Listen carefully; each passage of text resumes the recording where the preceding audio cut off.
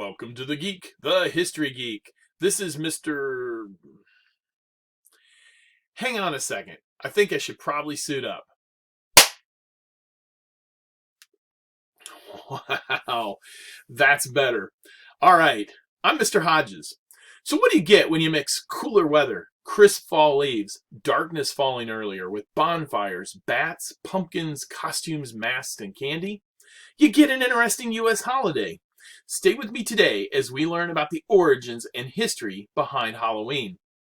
Today, I'm going to tell you about something near and dear to many of our hearts, and that is the history of Halloween. Have you ever wondered about Halloween?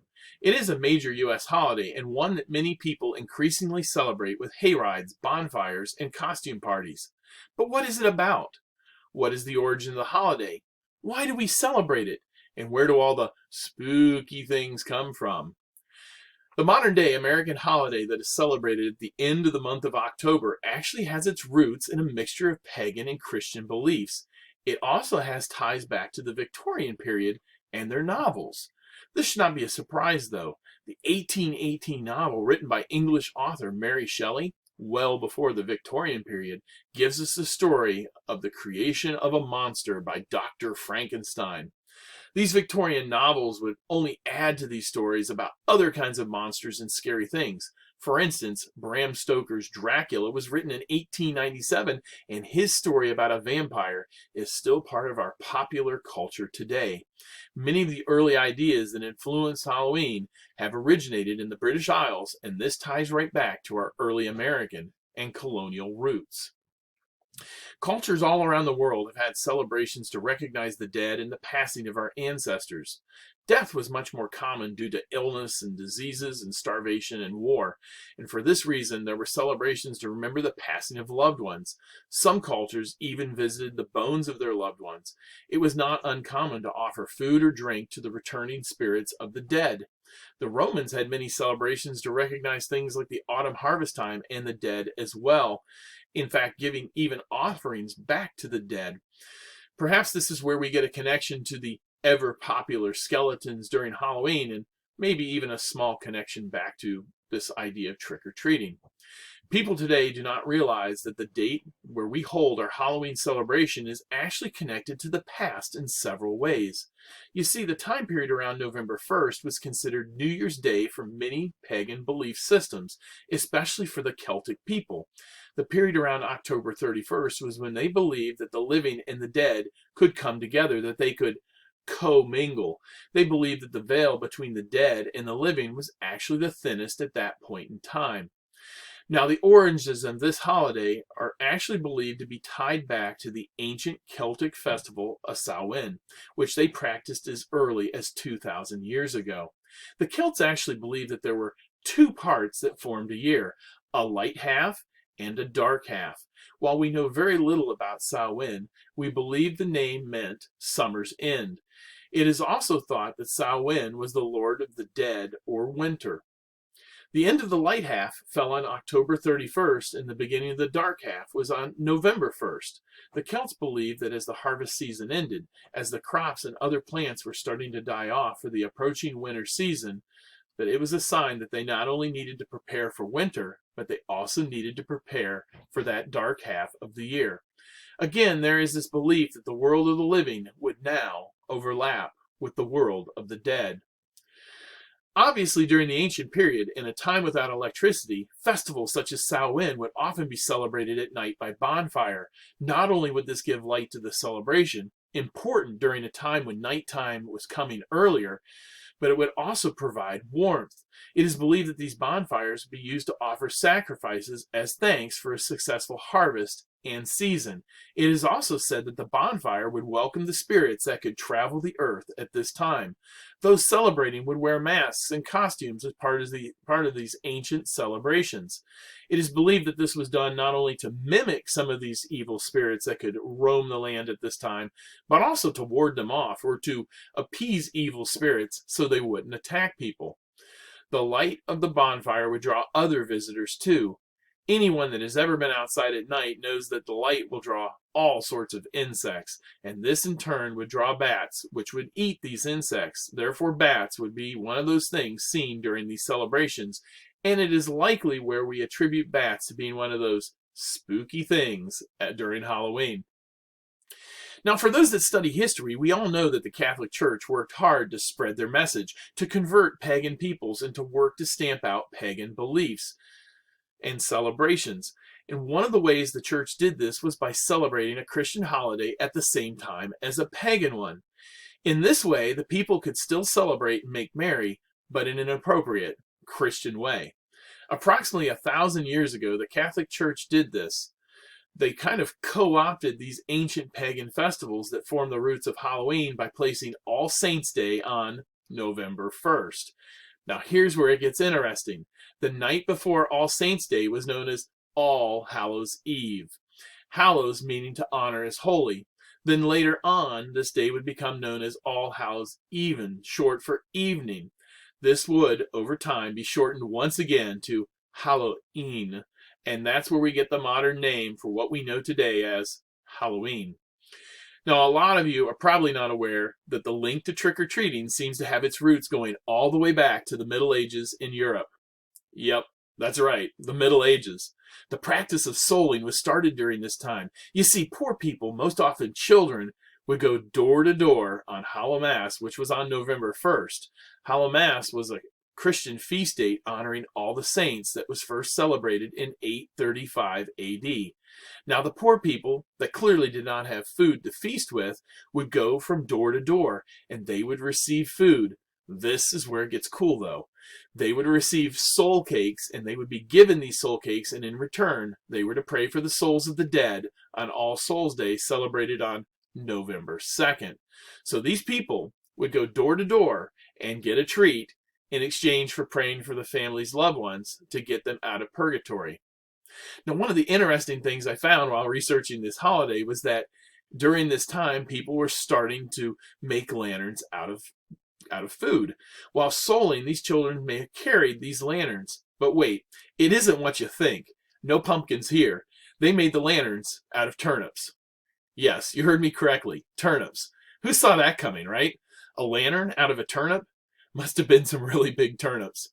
Very interesting, however. It looks a whole lot like our concept of trick-or-treating, doesn't it?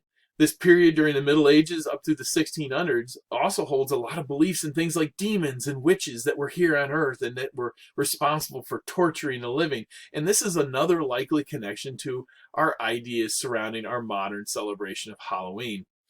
The religious practices continued through the Middle Ages, and this would become part of the beliefs of many different groups of people.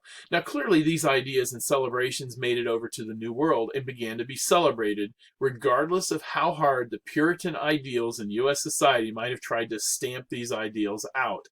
One practice, the memento mori tradition, found its way to colonial America. We know this due to gravestones found here. A memento mori ring was also found at Jamestown, Virginia site. That site dates back to 1607 and the ring to around 1611 to 1617. So we know it had arrived here around that time. And it is believed that the ideas and practice connect all the way back to the Romans. Memento mori means remember your death. It was a reminder that life was short. Jewelry and even gravestones were often decorated with skulls as part of this decoration. And again, we have another connection back to the skeleton. By the early 1900s, many of these other European ideas had been arriving in the New World and were being celebrated due to many different waves of different immigrants, especially the Irish and the Scottish that had come to the United States. The colors and the images that we identify with Halloween were popularized by artists at the turn of the 20th century, the early 1900s. This is where we get bats and jack-o'-lanterns, witches and devils and skeletons and spiders and even the cute little white-sheeted ghosts. This image comes from likely the shrouds, the winding claws that were used to cover corpses at the time of a burial. Kind of creepy. In addition to the ideas and images that were taking shape, we begin to find that Halloween celebrations were taking place and they were becoming a rather destructive type of festival, as was seen here in the cities, especially during this period of early industrialization. And this led to things such as Halloween pranking and crimes that range from the breaking of windows to vandalism and even to the burning down of buildings and sometimes even the burning down of parts of cities. Due to the reaction of the public, the survival of Halloween was really in doubt. Now, it will not be a big surprise to find out that leaders and citizens of communities, and definitely the police, wanted to find ways to tame the holiday and to make it safer. This led to all sorts of new things, such as parades and townwide parties, costume contests, games, and, well, even treats for kids. One of the things that was adopted from the old world was the turnip lantern. However, rather than the turnip, we use something common here in the New World. Something common here in the United States, and that was the pumpkin, and the modern-day jack-o'-lantern was born. This has almost become the symbol for the modern holiday celebration. The words trick-or-treat do not show up in print until 1939 in what was known as the American Home Magazine.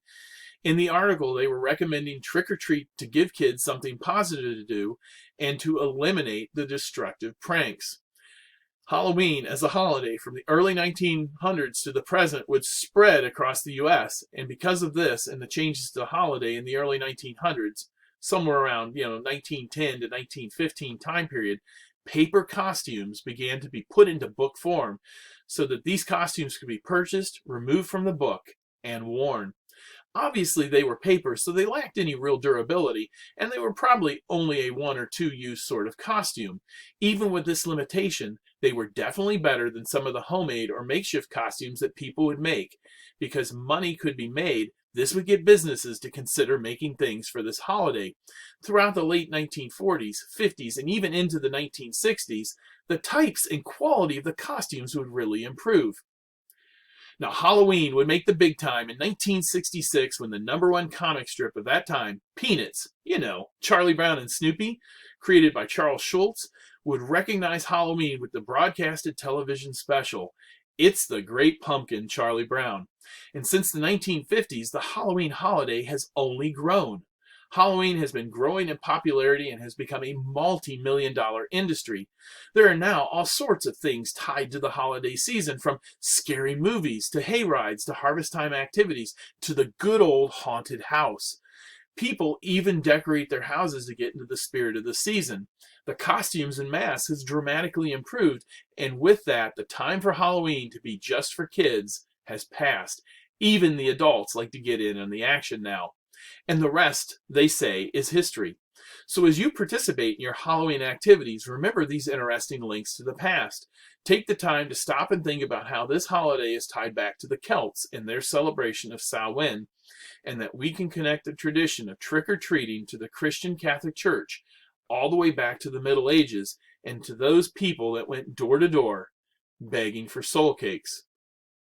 So as you don your costume, carve a pumpkin, decorate your house, trick or treat, attend your hayride, bonfire, or party, whatever you do this Halloween, I encourage you to share with others the interesting origins of this holiday. Now, I cannot possibly cover everything related to Halloween, so if you want more information about this topic, I urge you to research it for yourself. As always, if you like this video, I would like to encourage you to share it with others, and please vote for more history by giving it a like. Be sure to subscribe to the channel and ring the bell for notifications for future videos. Well, that's it for now. So until the next time, when I ask the question, did you know? I am Mr. Hodges, and this is the History Geek.